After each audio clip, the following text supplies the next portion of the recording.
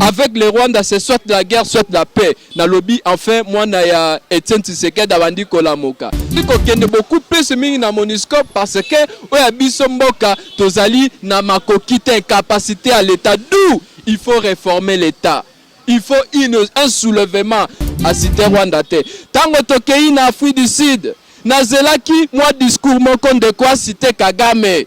A cité yete makei kokotsa biso na pays ya sous-régional. Pays ya sous-régional où ezali composé na ba pays biso toali na Afrique centrale mais géographiquement et c'est déjà erreur moko ya grave to se retrouver. Et puis non, nazali pour contre les je ne suis pas pour les élections pour le moment. Pambate biso il faut to manyola malamu de wana tokoyeba koyeba ete nani akozala candidat Adolphe Muzitu Fumumpa Martin Fayulu menga na yebi ete résolution à la mukande ezalaki na 2018 bango nyonso tu balaki na liboso ba candidat.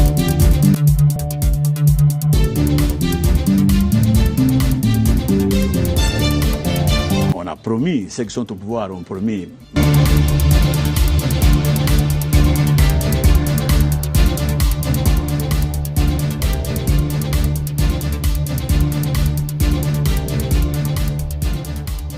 Mbosso!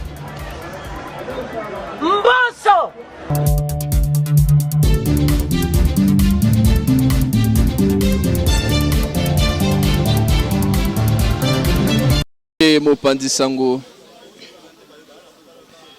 ndeko Josué Lumumba moko ya bao babengi na lopoto activiste ya mouvement citoyen sans Lumumba on ali coordonnateur voilà.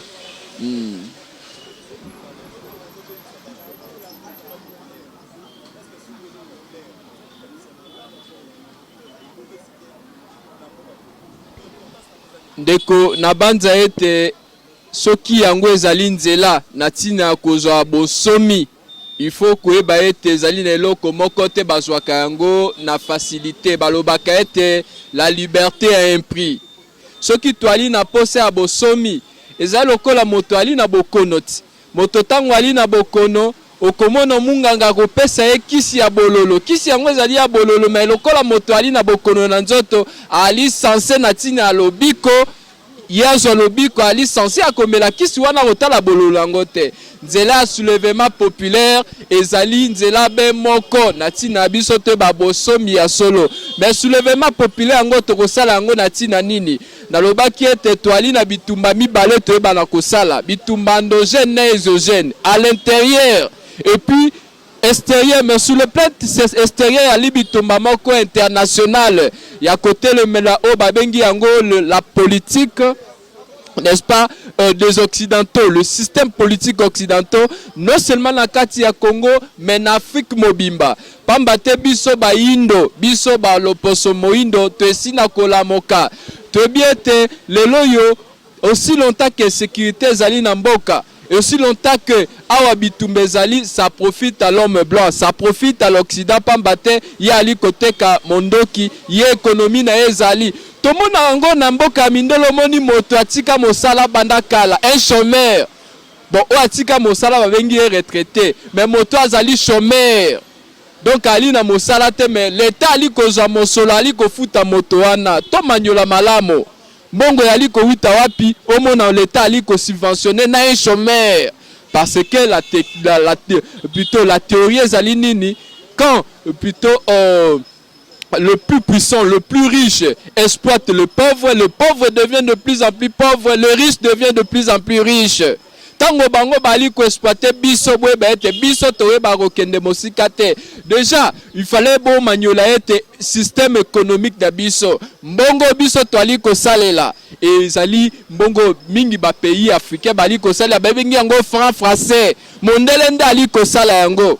Omoni. Donc économie na biso nyonso tout ça dépend de biso bitomba na biso sur le plan extérieur international plutôt ezali côté la politique de l'Occident en Afrique politique wana tote milango ndenge ni na manyola kini kompona koloba ete lokola lelo yo biso nyonso tout toali na maître moko même Rwanda Ils dépendent des Américains. Le lot ali ko mona babengi yango base militaire américaine zali na kati ya Rwanda. Le Rwanda est soutenu par les Américains. Boni tokoye bana kondongma na Rwanda aussi longtemps que toali kozela États-Unis akata makambo aussi longtemps que États-Unis yene mettre na biso nyonso tout.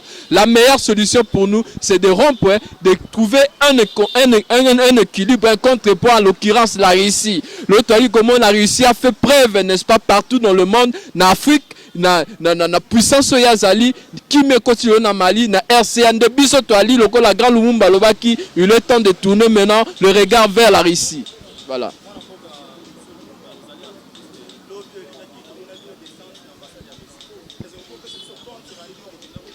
De konangai tozali mikolo na ba activité mingi to ali ko sala na Russie pamba te to ali ko souhaiter une coopération militaire, économique, mais non seulement politique d'été. Toali ko souhaiter une coopération économique, militaire na ekolo babengi Russie.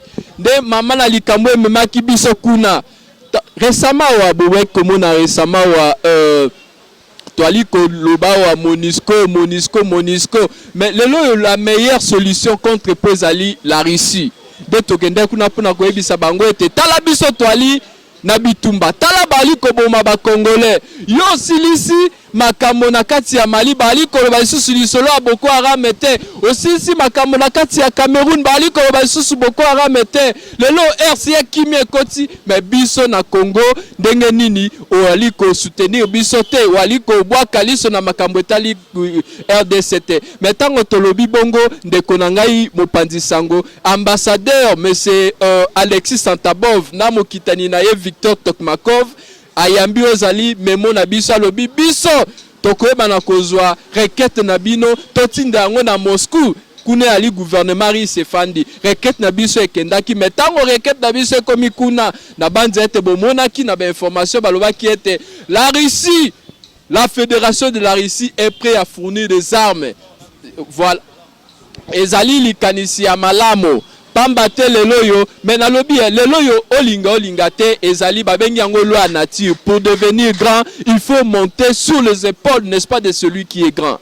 Leloyo tango yo boy ko sala accord na ici ozali ko sala accord na les Américains.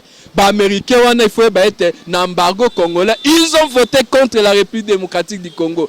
La France a voté contre la République démocratique du Congo. Mais na tango ete biso to ali agression et agression plutôt to ali na posa to somba minduki bango balobi ete to iko somba mondo kite. Bongo wana ali moto mala moto ali moto mabe. Lelo mo pepe wana ya contre Occident na Afrique makasi na Congo bongo pe mouvement citoyen ali ko kamba sans Lumumba to telemi pona koloba non na système occidental na Afrique.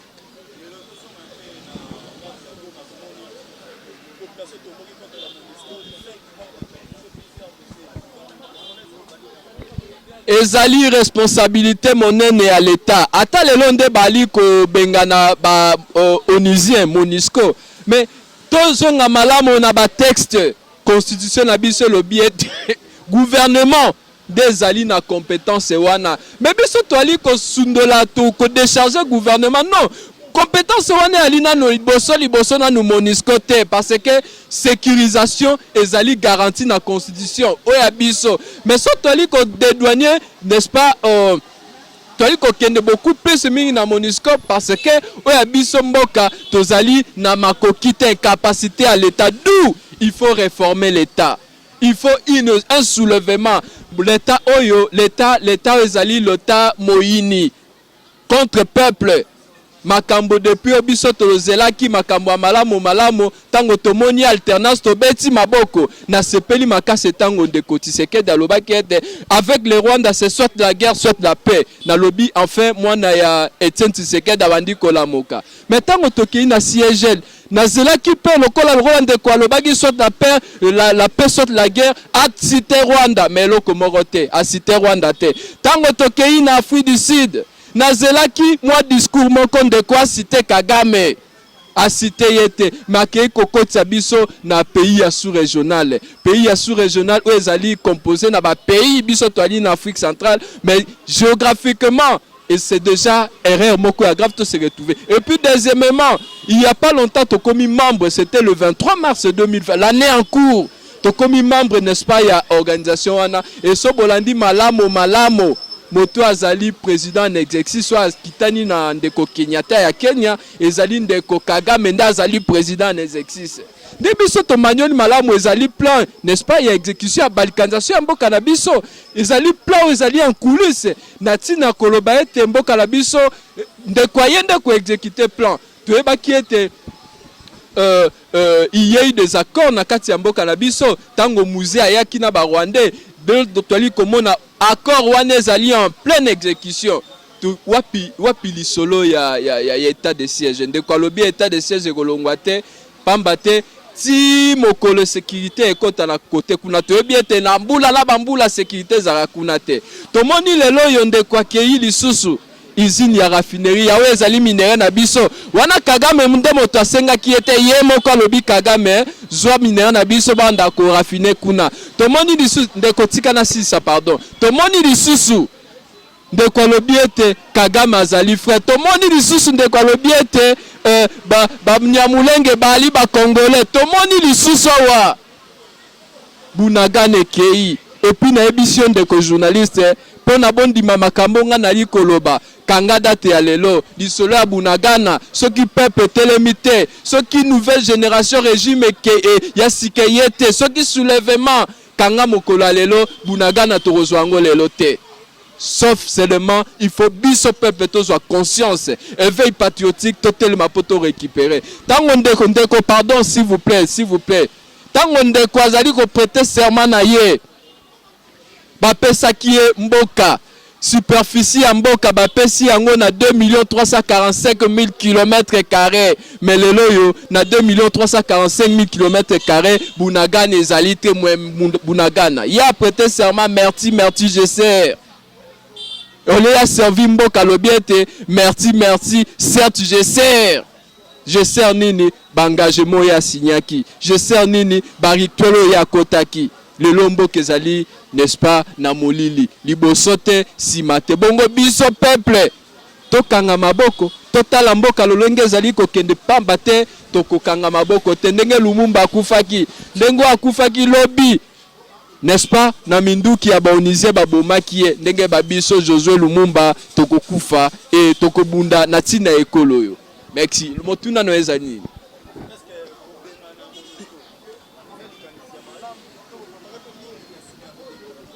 Kobengana Monisco ndeko na ngai d'abord sur le plan économique faut bango ete 1 milliard de dollars et ali kokende ba Monisco aye na mboka na biso je crois il y a 20 ans ou 21 ans passé.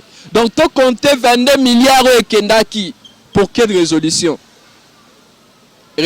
mon côté mais il faut to maniola mango malamu bana mboka pe ba comprendre pona koloba ete so peto total malamu likambo pe zali nango pendana oui Monisco azali na responsabilité biso to ali na responsabilité mais biso déjà ba kondina biso ba signaki mission d'observation Monisco azara na mission d'observation mais ceux qui biso ba kondi balaki na bwanya de benge ba négocier ndenge ko revoir mission ya ONU et longwa mission d'observation kasi et comme mission d'intervention.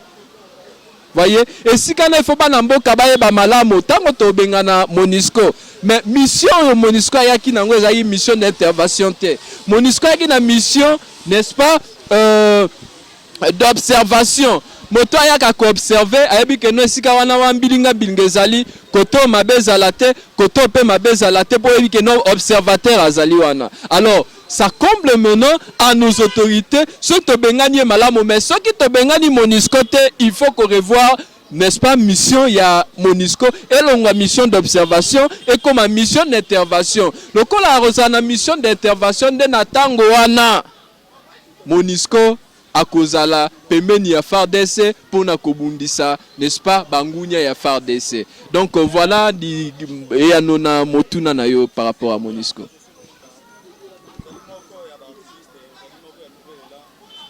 Nazali activiste, un activiste aza politique. Voilà.